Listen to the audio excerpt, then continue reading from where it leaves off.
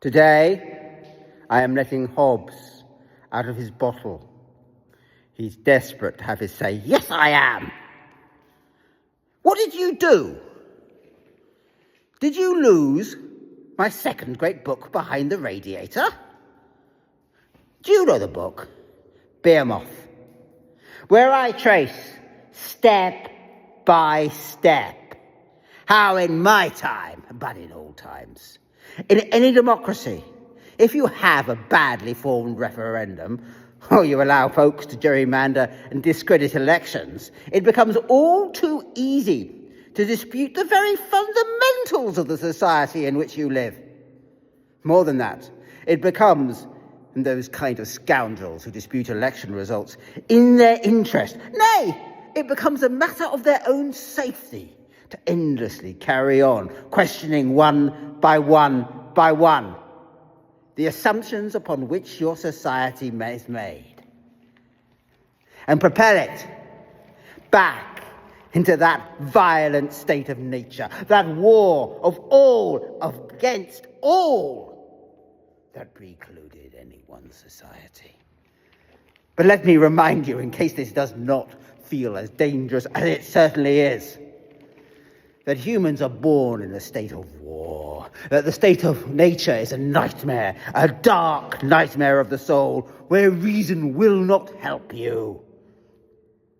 A state, then, where man is inflicted with a kind of madness, and that they only slowly emerge when those who amass power as brigand kings discover that if they adhere to the great golden principle, do unto others, it does not matter whether they're strangers fleeing to your country, do as to others as you would have done by yourself.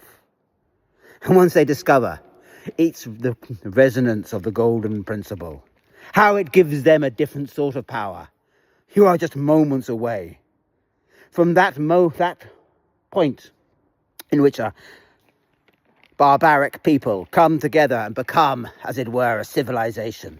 Lay down fundamental rules of fairness and respect that allow them to unpull any society. Lay down the specific rules of who holds power, whose voices are listened to, the value of currency, the power of free speech. These assumptions, then, lie right at the root of society. They are from which we can all, once we agree, pull out the society that exists.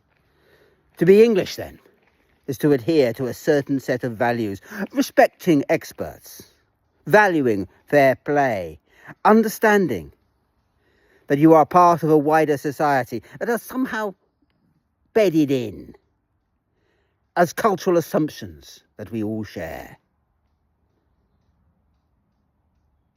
That we shared in my time and in yours.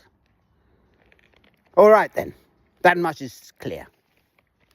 And once those assumptions are there, it becomes terribly English to be French, to be English, to be German. You're just doing what reason and the golden principle will tell you.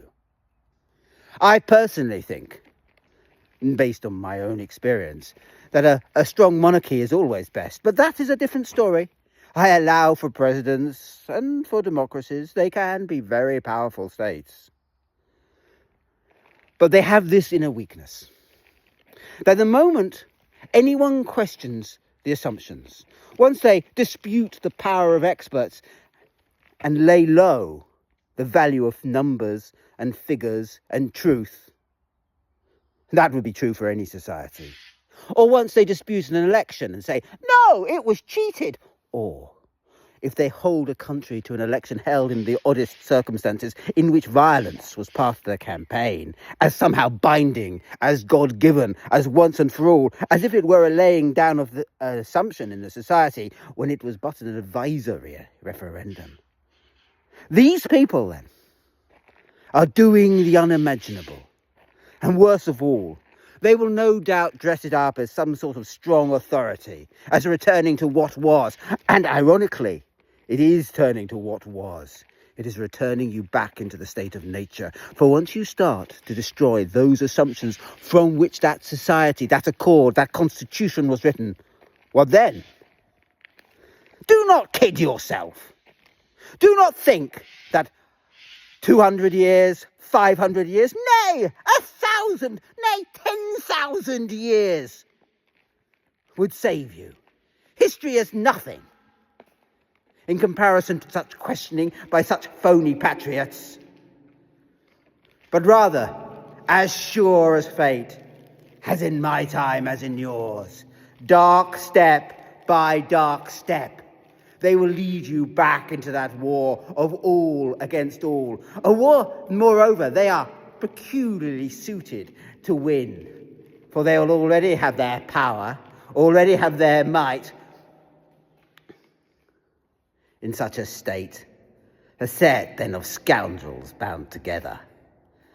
And of course the tragedy in all of this is that the king, the properly constituted power, be it parliament or Congress, will have no ability to understand what is going on. It understands the world as it flows from the assumptions. It does not understand those assumptions in themselves. It takes them as given. All your existing rulers then will look like vain and foolish popinjays in front of such powerful speakers who are challenging, shaking the very foundation of your society. Everything they try to do will be as nothing, nothing! For there is nothing you can do. For these scoundrels are already in the state of nature in comparison to you. They are already in the state of war. And unless you act as they are your enemy, they will be the poison that destroys you. I know. I lived through this once before. A state once famed for its peace and prosperity, brought to ruin. You will not be different, however powerful you are. Act. You are in the war of all, against such scoundrels. Or prepare for something far, far worse.